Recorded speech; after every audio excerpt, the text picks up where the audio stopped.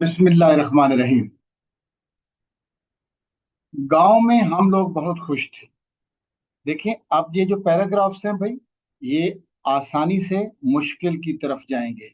तो आपने इसी पिछले पैराग्राफ्स को बहुत अच्छी तरह लेके चलें, कोई पैराग्राफ भी मिस ना हो, और ठीक ठाक समझ के चलें, ताकि ग्रामर का हर एक असूल आपको समझ आता चले। अगर आपकी उर्दू टू इंग्लिश ट्रांसलेशन बहुत मजबूत हो, तो राइटिंग के प्रोसेस में आपको कोई प्रॉब्लम नहीं आती।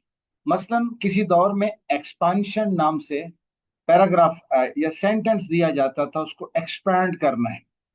तो स्टूडेंट जो था ना, वो पूरा उसको अपनी स्किल लगा के एक्सपैंड करता था। ये Urdu to English already expanded है। तो आपकी वो एक्सपेंशन, आपकी प्रेसी राइटिंग, आपकी पैराग्राफ डेवलपमेंट इसी ट्रांसलेशन से ही हो जाएगी। ये आपकी बेसिक्स हैं। अगर ये स्ट्रांग है तो आपकी रीडिंग भी ठीक हो जाएगी, क्योंकि आप जो कुछ पढ़ेंगे आपको समझ आएगा। और हाँ, ये 100 पैराग्राफ के अंदर अगर चार चार अल्फाज भी वोकेबुलरी के आपके डेवलप हों, तो 4 ज़रबे 100, 400 वर्ड आपके पास अफेक्टिव किस्म का वोकेबुलरी के लिए आ जाएगा। सीएसएस, पीएमएस और दीगर इम्तिहानात के तलबा और तलबात के लिए ये बहुत मुफीद ट्रांसलेशन है। गांव में हम लोग बहुत खुश थे। वी वर, हम कहते हैं गांव में हम लोग बहुत खुश थे। We were very happy in the village. मैं बहुत परेशान हूं। आई एम मच वरीड, या I am too worried. Very नहीं आ सकता, नेगेटिव चीज के ऊपर जोर दिया जाए तो टू आ जाता है। तो मच कहाँ जाते थे? मच और वेरी के इस्तेमाल के ऊपर मैं अलहदा से एक लेक्चर इसी ट्रांसलेशन के दरमियान में आपको समझा दूंगा। गांव में हम लोग बहुत खुश थे। वी वर वेरी हैप्पी या प्लीज्ड इन द विलेज। सुबह सवेरे उठते थे, full stop. We got up early in the morning. Present indefinite tense का उलट है पास्ट इंडेफिनिट। आप कहते हैं वो आता है, ही कम्स। वो आता था या वो आया, ही केम। वो नहीं आता है, इट डजंट कम। वो नहीं आता था, इट डिडंट कम। डज क्या बन जाएगा फिर? Second form did. वो बोलता है, ही स्पीक्स। वो बोलता था, ही स्पोक। वो बोला करता था, ही यूज टू स्पीक। वो जाता है, ही गोज। वो जाता था, he went.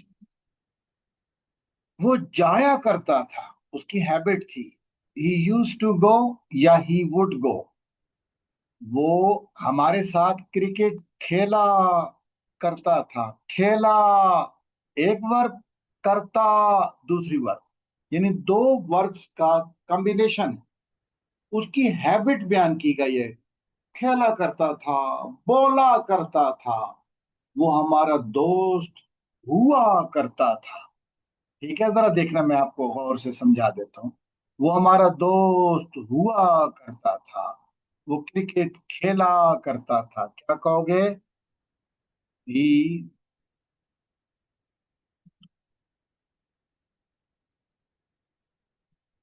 Used to play cricket. या he would play cricket.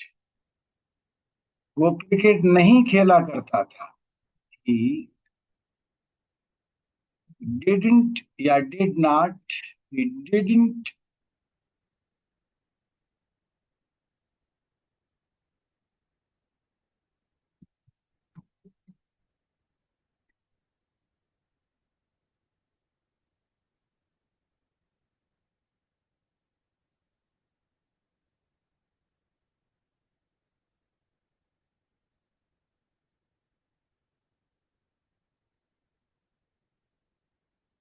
He didn't use to play cricket. ठीक है, या he he shift,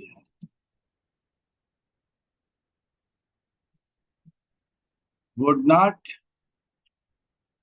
play cricket.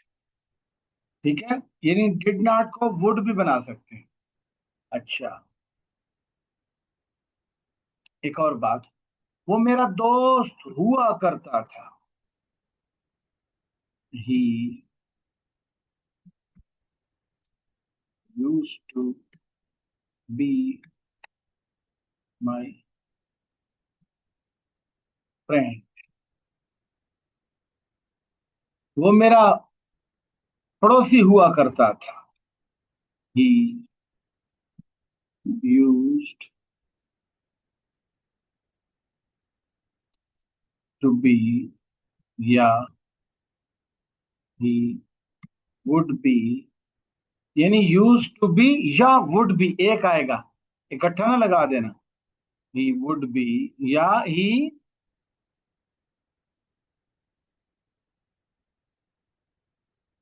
Use to B, या he would be my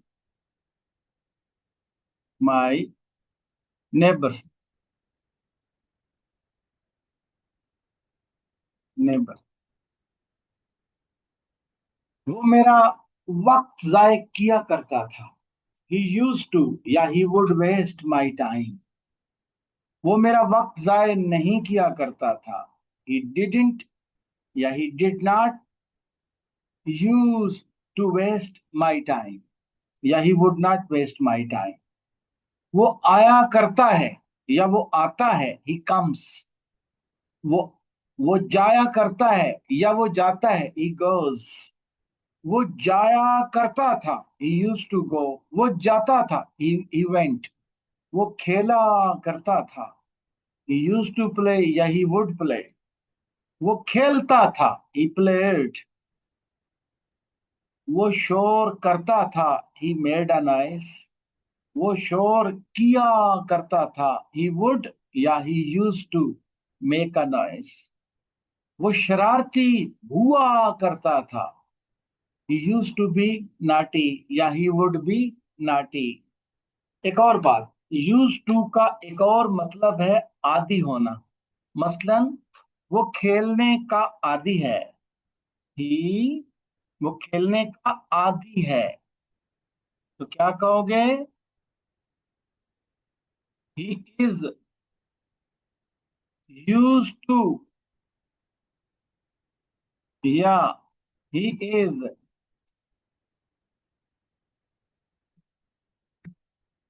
accustomed to.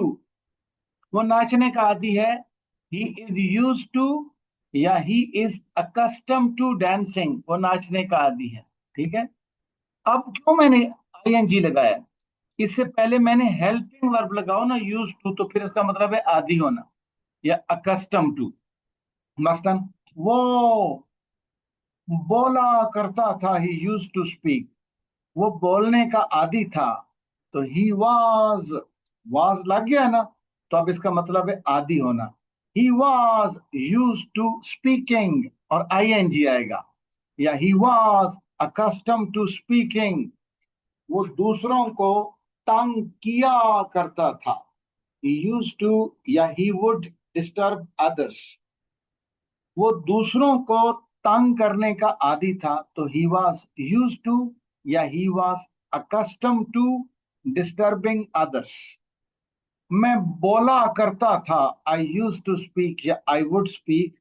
मैं बोलने का आदी था, तो आई वॉज यूज टू, या I was accustom to speaking. मैं बोलने का आदी हूं, आई एम यूज टू, या I am accustom to speaking.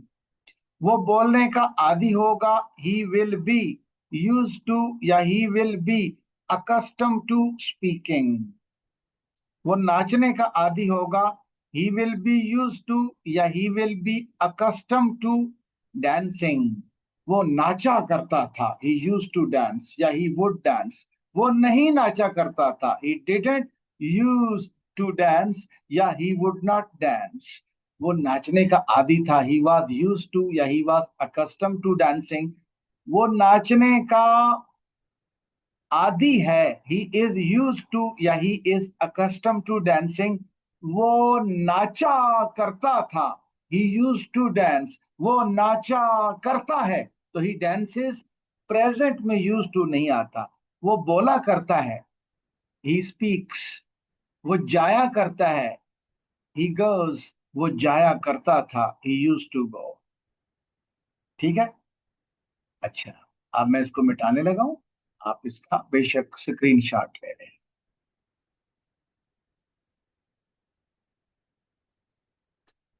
ठीक है।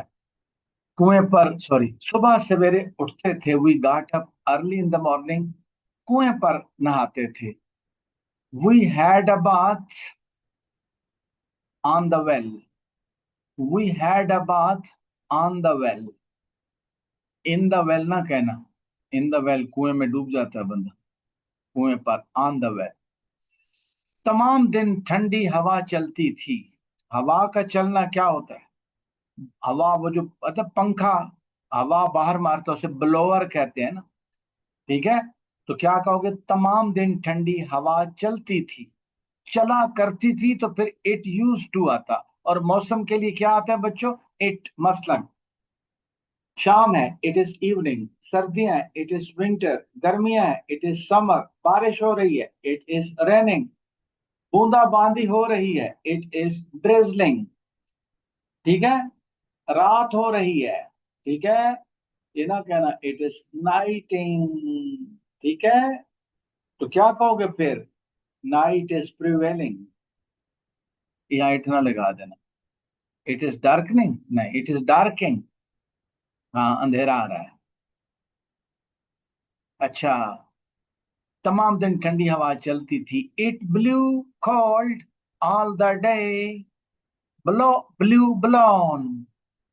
दोपहर को दरख्तों की छांव में सोते थे। We slept in the shadow of the tree. We slept in the shadow of the trees at noon. Under the shadow नहीं कहना, अंडर द ट्री तो हो सकता है। गांव के करीब एक छोटी सी नदी बहती है। कहीं तो गांव भी है ना। There flows a small stream near the village. इसका पानी बहुत साफ है। Its water is very clean, या its water is neat and clean, full stop. इस नदी के किनारे हर मौसम में हरा भरा घास कसरत से उगाता है। On the bank of this stream, या देयर लगा दो, there grows the lush green grass. There grows the lush green grass on the bank of this stream in every season. There grows the lush green grass on the bank of this stream in every season. यहाँ पर मैं अपनी भैंसों को चराया करता था। Here, comma, I used to graze my buffaloes. Here, comma, I used to या I would graze my buffaloes.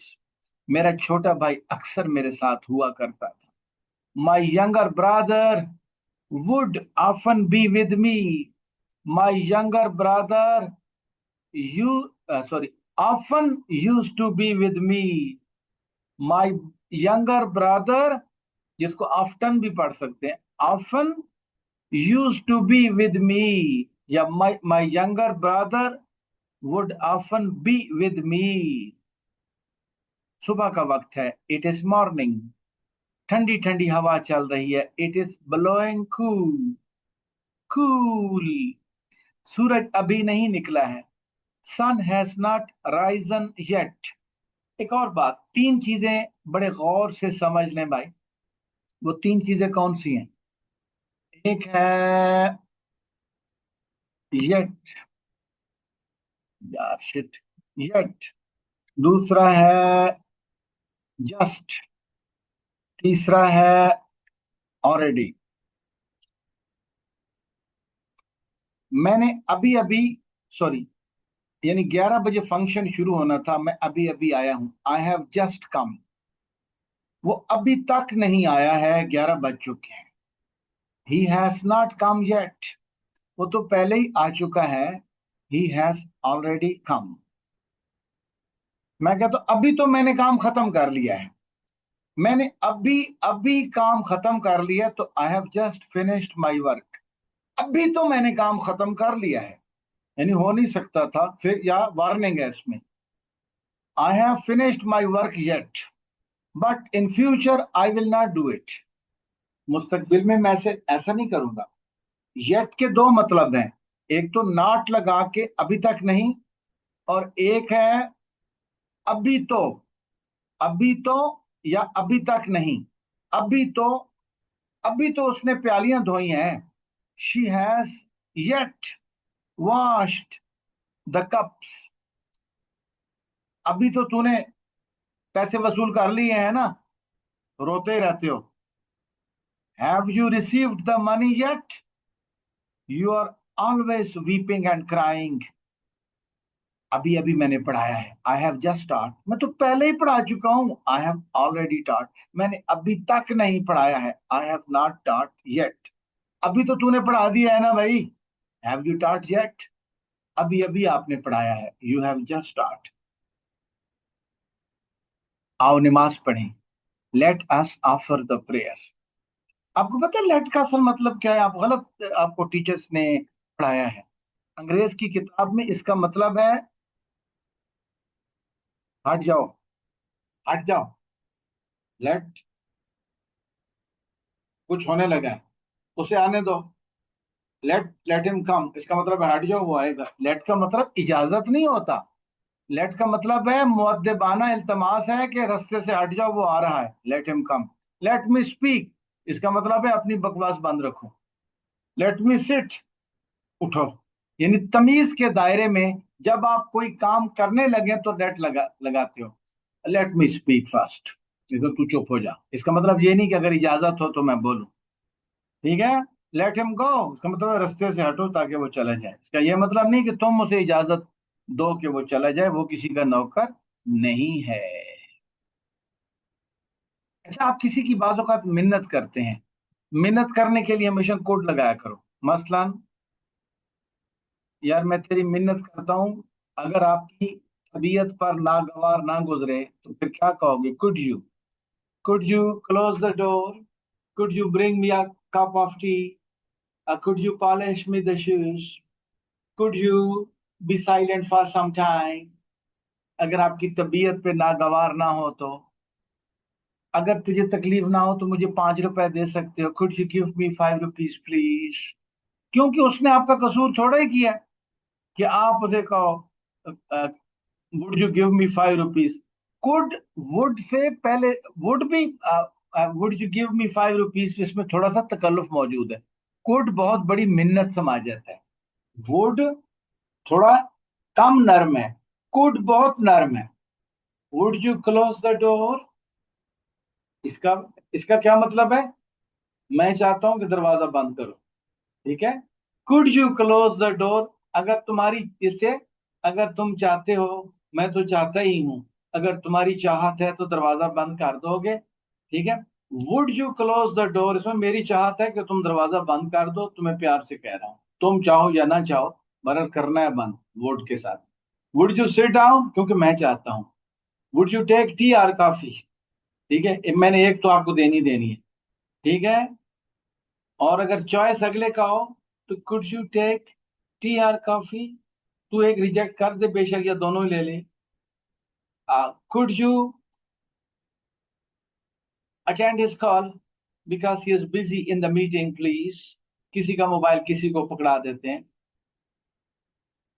ठीक है। Could you wake me up at 11 o'clock because I am going to sleep now, अब मैं सोने लगा हूं। Could you give me some money please. अगर वो बंदा इनकार कर दे कि मैंने आपको पैसे नहीं देने, तो आप आई एम सॉरी नहीं कहेगा। सॉरी कहेगा तो फिक्र ही गलत हो जाएगा। उसकी गलती थोड़ी है कि आपको पैसे आपने मांगे वो दे नहीं रहा। उसका क्या कसूर है?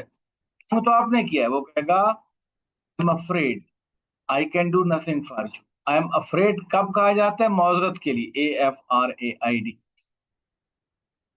Could you go out for some time, please? I have to sit here.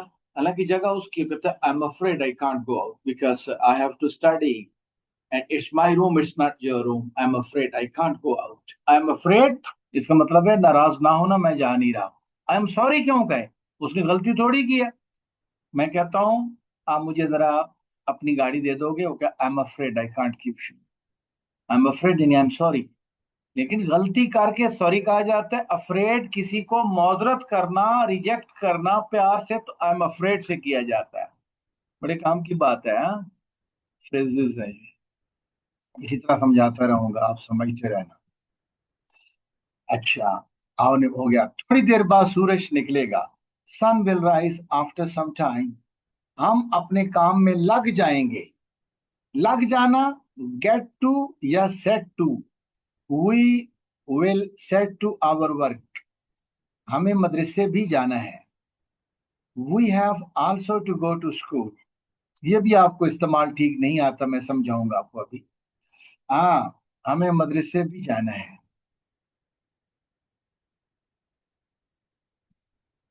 देखना जरा, मैंने जाना है, ना जाऊं तो कोई बात नहीं, मैंने जाना है। I am to go. उसने जाना है, ना भी जाए कोई बात नहीं। ही इज टू गो, उन्हें जाना है। दे आर टू गो, ना जाए कोई बात नहीं। हाँ, पैसे लिए हुए हैं, उन्हें जाना पड़ता है। उनकी मर्जी खत्म, उनका टाइम बिक गया। They have to go. मुझे लिखना पड़ता है। I have to write. मुझे पढ़ाना पड़ता है, पैसे जो लेता हूँ। I have to teach. यार मैंने पढ़ाना है, मुझे पढ़ाना अच्छा लगता है, पैसे नहीं लिए। आई एम टू टीच, शौकिया काम है। ना है, नी है, ने है।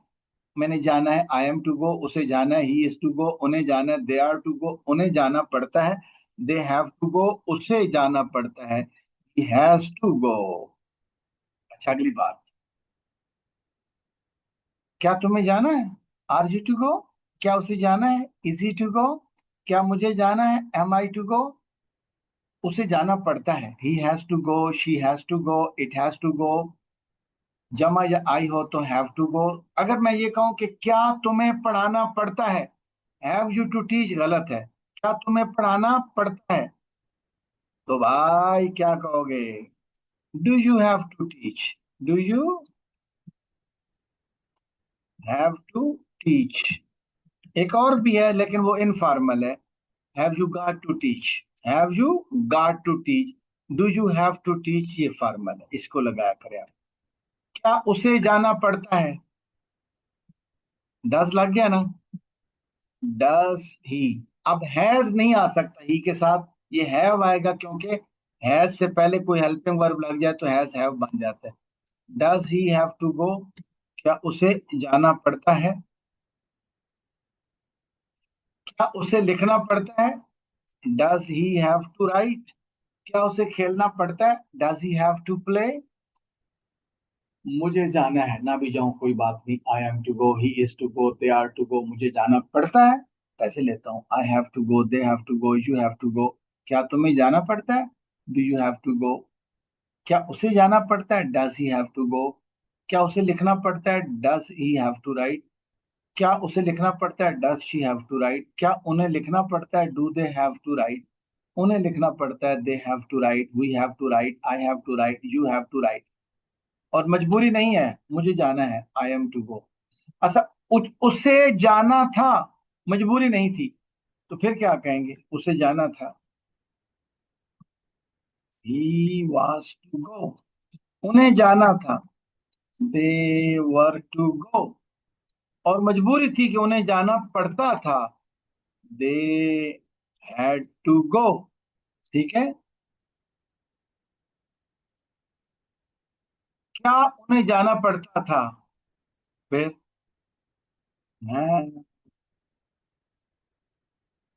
Did they had they to go नहीं आएगा। Did they have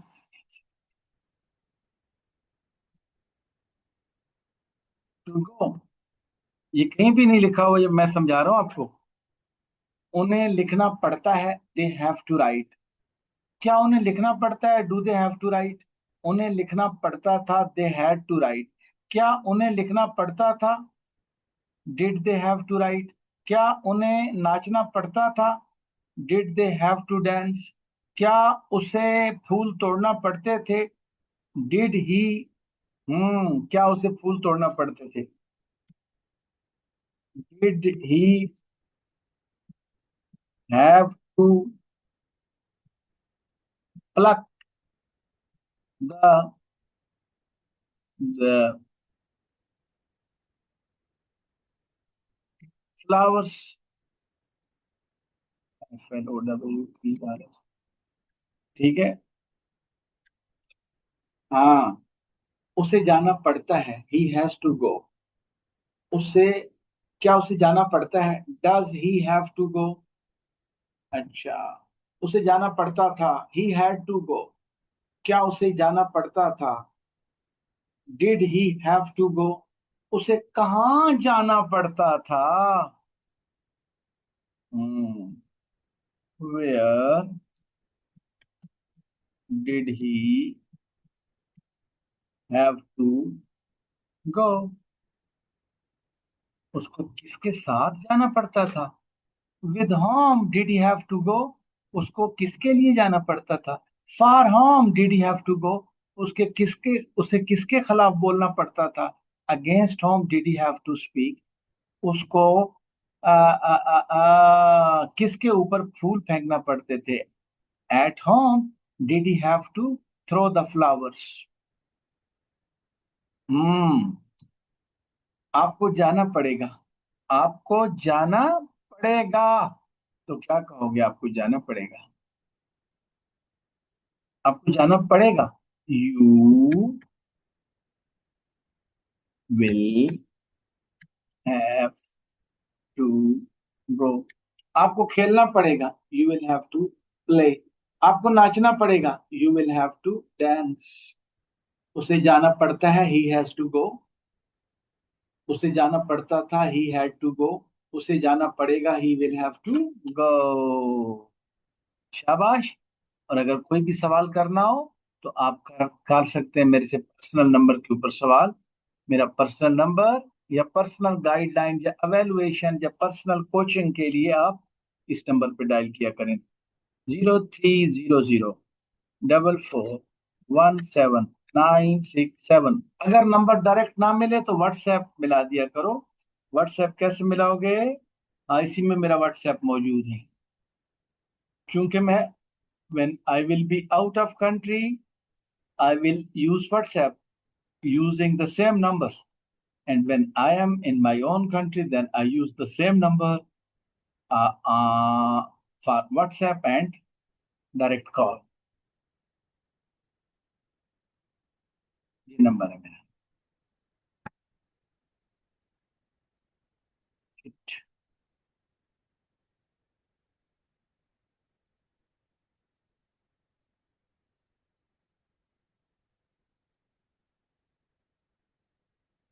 oh shit यार, अभी तो मुकम्मल तो नहीं हुआ। सॉरी। अगर हम मदरसे ना गए तो उस्ताद साहब नाराज होंगे। मेरा एक लेक्चर है कंडीशनल सेंटेंसेस पे, ये जरा देख लेना। If we didn't go to school, क्योंकि ना जब फिक्रा है, यहाँ पे कौन सा इसे हम कहते हैं? Unreal sentence. अगर हम मदरसे ना गए, क्योंकि हमने तो जाना ही जाना है, ये फर्ज किया गया है, यानी अनरियल हो तो हम सेकंड फॉर्म और आगे वुड लगाते हैं। अगर तू ना आया, इफ यू डिडंट कम, मुझे पता है आपने आना ही है, मैं आपको सजा दूंगा, आई वुड पनिश यू। अगर हम मदरसे ना गए, if we didn't go to school, तो उस्ताद साहब नाराज होंगे। The teacher would be angry with us. अच्छे मदरसे, अच्छे बच्चे मदरसे से अगर हाजिर नहीं होते, the good children don't absent themselves from the school. The good children don't absent themselves from the school. Themselves, THEMSELVES। पढ़ाई खत्म करके सीधे वापस आ जाएंगे। After finishing our studies, comma, we will come straight back. After finishing our studies, comma, we will come straight back. After finishing our studies, STUDIES, comma, after finishing our studies, we will come straight back. अगर हम मदरसे ना गए तो उस्ताद साहब नाराज होंगे। If we didn't go to school, comma, यानी तो की क्या इंग्लिश है, comma, the teacher would be angry with us, then ना लगा देना गलती से। अब आगे मुश्किल होता जाएगा। अगला लेसन इंशाल्लाह फिर कराता हूं।